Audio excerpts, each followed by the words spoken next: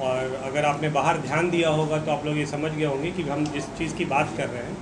वो बेसिकली एक GPS device है जिसको वीएलटीडी बोला जाता है,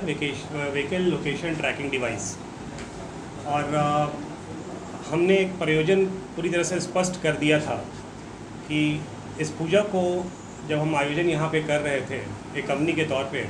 तो हमारा प्रयोजन बिल्कुल स्पष्ट था कि हम सिर्फ और सिर्फ ये पूजा नहीं करना चाहते थे, हम आम जनता तक एक विशेष संदेश पहुँचाना चाहते थे इस डिवाइस से रिलेटेड। इसकी विशेषता ये है कि एक प्रोजेक्ट है जो कि केंद्र सरकार द्वारा राष्ट्रीय राजमार्ग मंत्रालय जो है, सड़क और राजमार्ग मंत्रालय, उसने 2018 में ही अपनी एक अधिसूचना 5253 के द्वारा इसको निर्देश दे दिया था, पूरी तरह से क्लियर कर दिया था कि जितने भी सार्वजनिक यान हैं, सार्वजनिक वाहन हैं, उसमें इस डिवाइस का लगना बहुत ज़रूरी है। और अगर आप एक आम जनता से पूछेंगे तो ऐसा नहीं है कि उनको जीपीएस का मतलब नहीं पता है, वो जीपीएस का मतलब समझते हैं जिसके थ्रू किसी भी वाहन की ट्रैकिंग की जाती है। हमारा उद्देश्य भी यही है, बट जब ये राष्ट्रीय राजमार्ग मंत्रालय ने इसको अनिवार्य किया तो वो सिर्फ एक साधारण जीपीएस की बात नहीं कर रहे थे, उन्होंने कहा कि इसका एक विशेष स्तर होगा जिसको AIS 140 बोलते हैं। ये AIS 140 डिवाइस तभी उसके साथ में एक emergency button, panic button, SOS button लगा हुआ हो। अब ये अलार्म नॉर्मल कंडीशन में आप जानते हैं कि एक विषम परिस्थिति होती है जब आप एक अलार्म बटन को यूज़ करते हैं, ज़रूरत पड़ सकती है। मुझे व्यक्तिगत तौर पे एक ख़तरा महसूस हो रहा है, मैं एक यात्री हूँ, किसी बस में बैठा हुआ, मैंने अलार्म दबा दिया, मैं टैक्सी में हूँ, मुझे लग रहा है कि मेरे टैक्सी ड्राइवर की मंशा जो है वो गलत है, मैं अलार्म बटन दबा सकता हूँ। मैं स्कूल में एक विद्यार्थी हूँ, मुझे लग रहा है कि मेरे स्कूल का बस ड्राइवर जो है वो सही दिशा में लेके नहीं जा रहा है, मैं इसका इस्तेमाल कर सकता हूँ। और इसका व्यक्तिगत तौर पे सिर्फ इस अलार्म को ना जाना जाए, ऐसा ना देखा जाए कि मेरी गाड़ी चल रही है और इसका अलार्म दबाने के बाद में सिर्फ मुझ तक सीमित होगा। ये राज्य सरकारों में विशेष कमांड सेंटर स्थापित किए गए हैं। इसका पर्पस ये है, इसका उद्देश्य बहुत क्लियर है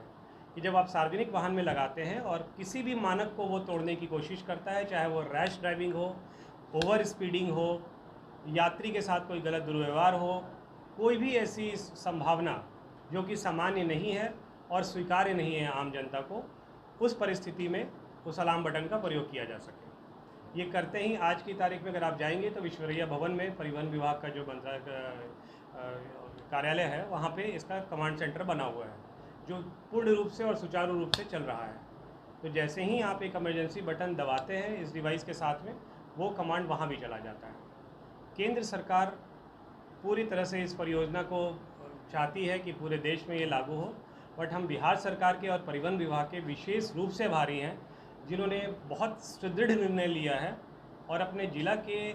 सारे ज़िला जो अब बिहार के हैं उसमें एक विशेष आधिकारिक तौर पे सूचना दे दी गई है, सबको बता दिया गया है कि गाड़ियों का रजिस्ट्रेशन तक रोक दिया जा रहा है और कोई भी अधिकारी जो इससे संबंधित हो यातायात नियंत्रण से, परिवहन नियंत्रण से, वो गाड़ियों को रोक सकता है अगर उन गाड़ियों में ये डिवाइसेस नहीं लगी हुई हैं। और ऐसा करने के लिए अब आपके मन में एक प्रश्न ज़रूर आएगा कि सर गाड़ियों की संख्या तो बिहार में बहुत ज़्यादा है, क्या ऐसे स्टेट में मेंटेशन इकलौती ऐसी कंपनी है जो ऐसा कर रही है? नहीं, ये मानक इतने उच्च हैं कि जीपीएस बनाने वाली कंपनियां 200-300 से भी ज़्यादा हैं हिंदुस्तान में।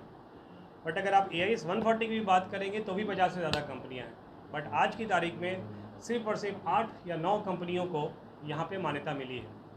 बट एक विशेष बात ये हो जाती है, अगर आप देखेंगे जो सबसे पहला चरण था